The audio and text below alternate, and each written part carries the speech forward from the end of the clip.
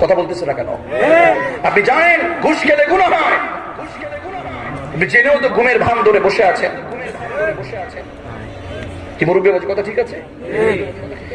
আপনি তো জানেন আলেমদের বিরোধিতা করলে, কোরআনের আন্দোলন যারা করে তাদেরকে ধরলে গুনাহ হয়, মিথ্যা মামলা দিলে গুনাহ হয়, মিথ্যা অপবাদ দিলে গুনাহ হয়। আপনি জানেন কোরআনের আইন পাশ করলে সওয়াব আছে, কোরআনের আইন মোতাবেক জীবন পরিচালনা করতে হবে, কারণ ইনিল হুকমু ইল্লা লিল্লাহ আলা লাহুল খালকু ওয়াল আমর, সৃষ্টি যার, জমিন যার, আইন চলবে এটা আমরা জানি। তারপরেও একদল উল্লুক্কা পাঠা রাম বাম নাস্তিকরা পায়তারা চালাচ্ছে, তারা জানে তাদেরকে সজাগ করতে পারে, একটু ধাক্কা ছাড়া আঘাত ছাড়া তাদের ঘুম ভাঙানো যাবে না। বুঝতে হবে। আপনি সুদ খাচ্ছেন, আপনি তো জানেন গুনাহ হয়, এরপর আপনি ঘুমাচ্ছেন না, বরং ঘুমের ভান ধরে আছেন। কথা বলেন না কেন? আপনার কাছে একটু খারাপ লাগবে, আঘাত পেয়েছেন, এজন্য আমি ক্ষমা চেয়ে নিচ্ছি, মাফ করতে পারবেন না? আমি তো আপনাকে একটু সজাগ করছি। মনে রাখবেন, অপারেশন করে অসুস্থ হয়, আমার এই মুরব্বী বাবাজির এখানে যদি টিউমার হয়, টিউমার হতে পারে না, অপারেশন থিয়েটারে নিয়ে যাবেন। অপারেশন থিয়েটারে নিয়ে গেলে তাকে ইনজেকশন দেবে। এখন আপনি যদি বলেন যে ইনজেকশন দেওয়া যাবে না, কাটা সেটা করা যাবে না, ব্যথা পেতে পারবো না, হবে? কথা বলেন না কেন? তাহলে ওনাকে কাটতেছে, ওনাকে ইনজেকশন দিচ্ছে কেন? ওনাকে আসল সুস্থতাটা ফিরিয়ে দেওয়ার জন্য। কথা কি বুঝতেছেন আপনারা? বুঝতেছেন না কেন? আমার মুরব্বী বাবাজি টিউমারে ভুগতেছেন, ব্যথায় ভুগতেছেন, অপারেশন করা লাগবে, সে ব্যথা পাচ্ছে, সে মরেও যেতে পারে, তার হুঁশ নাও ফিরতে পারে, এজন্য তার সন্তানরা পর্যন্ত সিগনেচার দিয়ে দিচ্ছে, কারণ আমার বাবার সুস্থতা চাই। কথা বলে ঠিক কিনা? ব্যথা পাচ্ছে, তারপরে কিছু বলছে না, কারণ সুস্থতা চায়। আমিও আপনাদেরকে অপারেশন থিয়েটারের ক্লাসের মধ্যে আজকে দেখেছি। আপনি ব্যথা পেতে পারেন, আমি আপনার আসল সুস্থতা চাই, আমি আপনার সজীবতা চাই, আমি বরিশালবাসীর সুশীল সমাজ চাই, আমি কোরআনের আইন চাই, আমি কোরআনের আইন বাস্তবায়ন করতে চাই। যারা বলেন ঠিক কিনা? এই জন্য একটু ব্যথা পেতেই পারেন, আমার কিছু করার নেই। এই পৃথিবীতে আপনি বেঁচে আছেন, এই পৃথিবীতে আপনি এসেছেন, এটা আপনার মন মতো জায়গা নয়, এটা আপনার নিজের জায়গা নয়। আল্লাহর আইন যদি মানতে মনে নাই চায়, আল্লাহর জমিনে, আল্লাহর আসমানের নিচ থেকে, জমিনের উপর থেকে প্রয়োজনে বের হয়ে যাও। কথা বলেন ঠিক কিনা? আমার কথা, কার কথা? জোরে বলি না, কার কথা? কোরআন কারীমে মহান রব্বুল আলামিন বলেন, ইয়া মাশারাল জিন্নি ওয়াল ইনসি ইন ইসতাতা'তুম أن تنفضوا من أقطار السماوات والأرض فانفضوا لا تنفضون إلا بسلطان فبأي آلاء ربكما تكذبان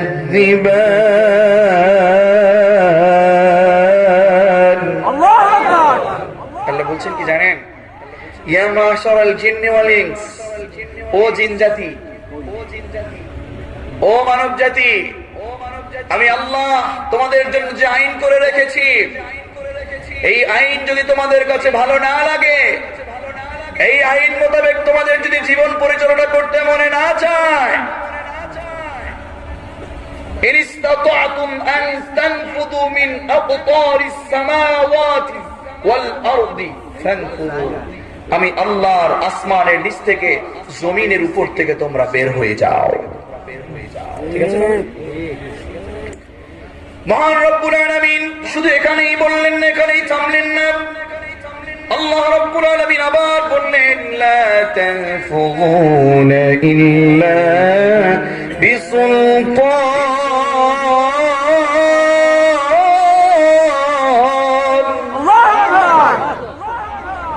আমি আল্লাহর জমিন থেকে বের হয়ে যা। কোথায় যাবি? মঙ্গল গ্রহে। লা তানফুযুনা ইল্লা বিসুলতান, কখনো কশিনকালেও সম্ভব না। তুই যেখানে যাবি সেটাও মালিকের জায়গা। কথা বলেন ঠিক কিনা? সুতরাং মানতেই হবে, সুস্থ হতে হলে মানতেই হবে। আমার ছোট্ট একটা শিশু, 1 মিনিটের জন্য ধরে নেন আজকে উনি শিশু, উনি যদি আমি শিশু, ধরেন আমি শিশু, উনি আমার বাবা, আমার জ্বর হয়েছে, ডক্টরের কাছে গিয়েছে, উনি ডক্টর গিয়েছে, আমার জন্য প্রেসক্রিপশনে লিখেছে 2টা ট্যাবলেট বা 2টা মেডিসিন লিখেছে, 2টা সিরাপ লিখেছে, একটা তেতো আর একটা মিষ্টি।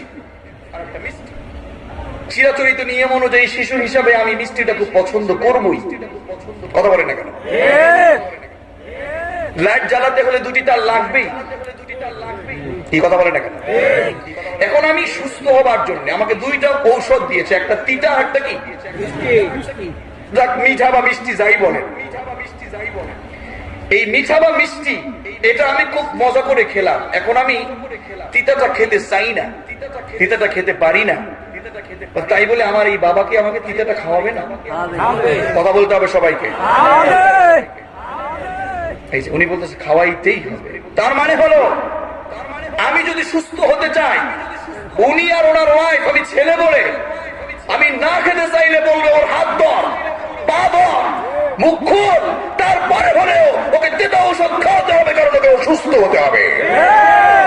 না আপনার কাছে মিঠাটা ভালো লাগে, মিঠা সুন্নাত ভালো লাগে, আপনার কাছে মিষ্টি সুন্নাতটা ভালো লাগে, যেটা তিতা টকার ঝালটা খেতে ভালো লাগে না, এই ইসলাম দিয়ে এই মানা দিয়ে আল্লাহর জান্নাতে যাওয়া যাবে না। সুস্থ জীবন, জান্নাতে জীবন করতে হলে সবকিছুকেই, কষ্টকেই আমাদেরকে ধরতে হবে। কেননা দুনিয়া সিজনুল মুমিন ওয়া জান্নাতু কাফির, যারা মুমিন তাদের জন্য এই দুনিয়াটা জান্নাত। কথা বলেন না কেন? মন চাহে জিন্দিগি করেন, টাকা হয়েছে ভরি ভরি সুদে দিবেন, টাকা হয়েছে চাকরি লাগবে ঘুষে দেবেন, কেন? কে বলেছে আপনাকে জীবন পালন করতে? আর এই কথাগুলো যেই মুফাসসিররা বলবেন, যেই খতিবরা বলবেন, ওই খতিবদের মুখগুলো আপনারা চেপে ধরেন, তাদেরকে বলতে দেন, আওয়াজ করে বলুন ঠিক কিনা? তাদেরকে ধরে ধরে জেলখানার মধ্যে ভরছেন। আপনি ওই জেলখানার মধ্যে ভরতে পারবেন কতদিন? আপনার জীবন আর ক্ষমতা আছে যতদিন, আপনার চেয়ার আছে যতদিন। এই চেয়ার কিন্তু স্থায়ী না, এই দিন আবার দিন আসবে, এই দিন আবার দিন আসবে, সেই দিন কিন্তু আর এই দিনের কাছে ফিরে যাবে না। ক্ষমতা চিরদিন স্থায়ী থাকে না, পৃথিবীতে কেউ স্থায়ী হয়? ফেরাউন নমরুদ স্থায়ী ছিল? ফেরাউন নমরুদ স্থায়ী ছিল? যারা ইসলামকে চিরতরে বাজেয়াপ্ত করতে চেয়েছে, বস্তুত তারাই কেবলমাত্র বাজেয়াপ্ত হয়েছে। আজও ইসলাম আছে, ইসলাম ছিল, ইসলাম আছে, ইসলাম থাকবে, আওয়াজ করে বলেন ঠিক কিনা? কোরআনকে যারা বাজেয়াপ্ত করতে চেয়েছে, বাস্তবিক পক্ষে তারা বাজেয়াপ্ত হয়েছে, তারা ধ্বংস হয়েছে। বড় লাফালাফি করছিলা, আজকে তোমার সম্মানের সহ নাই। কারণ কি জানো? শিখতে হবে। ফেরাউন থেকে তো শিখবই, বর্তমান সময়ের ফেরাউন গুলো থেকেও শিখতে হবে। যারা এই কোরআনকে দাবি করতে চেয়েছে, একেবারে বিপদে নিতে চেয়েছে, আবু জাহেল উতবা সাহেবের মতো শেষ করতে চেয়েছে, বাস্তবিক পক্ষে তারাই শেষ হয়েছে। আজও কোরআন আছে এবং থাকবে, আওয়াজ করে বলেন বাস্তবিক পক্ষে ঠিক কিনা? বুঝতে হবে আপনাদেরকে, রাজনীতির কথা নয়, আর রাজনীতির কথা আপনারা বলতে নিষেধ করেন, ভালো কথা। কোরআনটাই তো রাজনীতি, কোরআনটাই তো রাজনীতি। কোরআনটা যদি রাজনীতি না হতো, তাহলে আপনার নবী, আমার নবী মুহাম্মদ সাল্লাল্লাহু আলাইহি ওয়াসাল্লাম তিনি কেন তার রাষ্ট্রকে কোরআন দিয়ে পরিচালনা করলেন? আমাকে জবাব দিতে হবে, আমাকে জবাব দিতে হবে।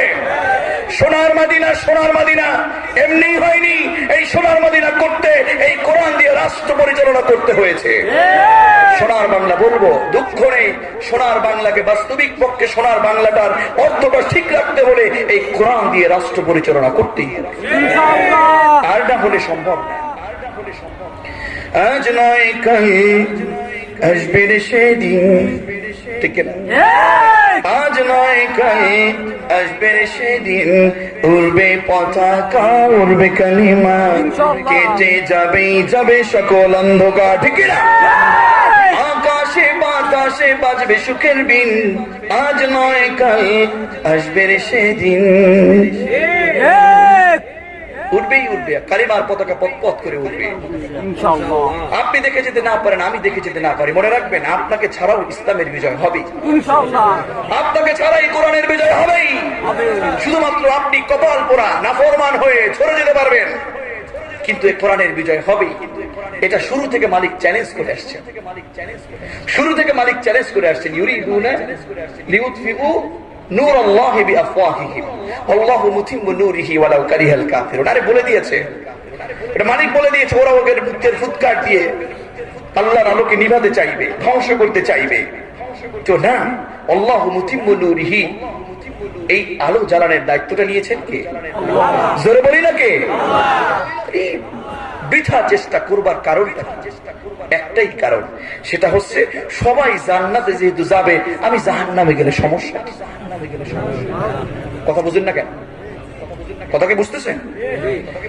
একটাই মাত্র কারণ কোরআনের বিপক্ষ করা, সেটা হচ্ছে সবাই জান্নাতে যাবে, সবাই কোরআনের পক্ষে কথা বলবে। তাহলে তাসলিমা নাসরিন সহ বিভিন্ন ফেরাউন নমরুদের মতো আমি দলে না, আমি দলের বাইরে গেলে তো আমার একটু ক্ষমতা থাকবেই, আমার একটু উল্টোপাল্টা করতে মরেই চাইবে, জাহান্নামে তাহলে আর যাবে কি? আমার তো যাওয়া লাগবে। কথা ঠিক নয়? এটাই তো বুঝা যাচ্ছে। তো প্রাণপ্রিয় ভাইয়েরা, আমি বলছিলাম মুসলমানরা আজকে মার খাচ্ছে, বিভিন্ন জায়গায় মার খাচ্ছে। তার মানে হলো সেন্ট্রাল লিডারশিপ নেই, সেন্ট্রাল কেন্দ্রীয় নেতা নাই। কেন্দ্রীয় নেতা মানে আজকে যদি জাতিসংঘে দাঁড়িয়ে বলতে পারতো আমার মুসলমানের গায়ে হাত তোলা যাবে না, এমন একটা নেতা আছে? যদি হতে যায় তখনই আটকায়, তখনই শেষ করে দিতে চায়, কোনো লাভ নেই। ইমাম আল মাহদি ইনশাআল্লাহ আসবেই আসবে, আসবে, কোন সন্দেহ নেই। সেই দিন তারা মনের আনন্দে থাকবে, লোকেরা থাকবে, তারা ইসলাম পাবে, কোরআন পাবে। আওয়াজ করে বলুন ঠিক কিনা? কোন একদিন এদেশের আকাশে কালিমার পতাকা দুলবে, সেদিন সবাই খোদাই বিধান পে দুঃখ বেদনা ভুলবে। কোন একদিন এদেশের আকাশে কালিমার পতাকা দুলবে, সেদিন সবাই খোদাই বিধান পে দুঃখ বেদনা ভুলবে। আওয়াজ করে বলুন না ঠিক কিনা? ও কলিজার টুকরো তরুণের যুবকেরা,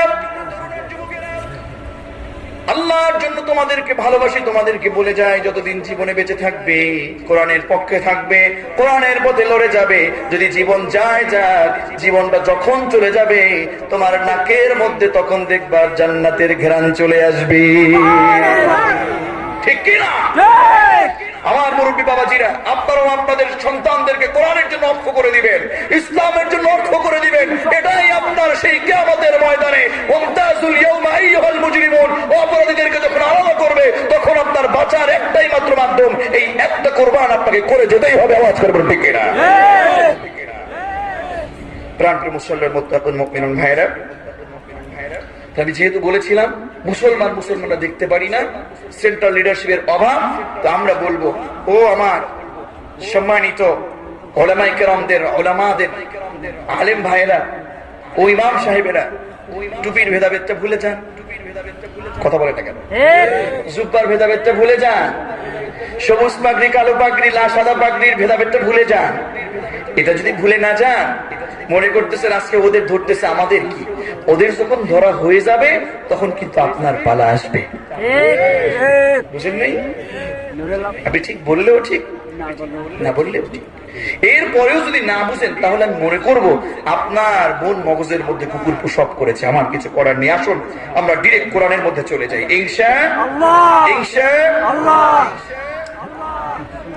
আল্লাহ রাব্বুল আলামিন আপনাদেরকে এই পৃথিবীতে মাকবুল করেছেন। আজকে আমি কথা বলবো আপনাদের মাঝখানে আমরা যেহেতু ছুটে যাব, কোন দিকে ছুটবো? কোথায় ছুটবো? কোথায়? ডানে না বামে? ডানে আছে মাগফিরাত আর জান্নাত। মাগফিরাত আর মনে আছে না?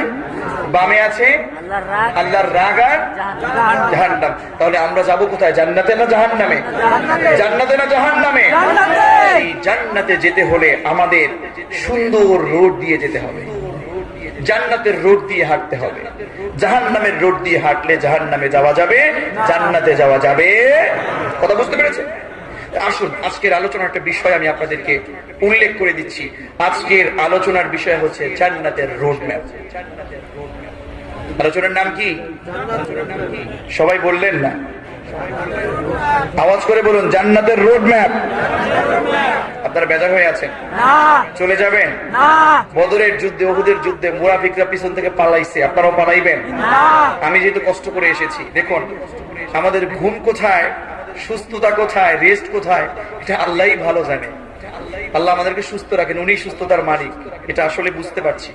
কালকে সেই রাত্রে কুমিল্লায় প্রোগ্রাম করে এসেছি, আলহামদুলিল্লাহ। উনি রহম না করলে এখানে আসতে পারতাম? আমি আগল জেলার যুবকদেরকে ভালোবাসি, আল্লাহর জন্য। যুবকরাও আল্লাহর জন্য ভালোবাসে, ওরা অনেক চেষ্টা করে, আমি জানি ওরা অনেক আমার ভক্ত, আমি জানি, আমি শুরু থেকেই দেখেছি। তবে আগল জেলার জন্য আমার একটা আলাদা টান আছে।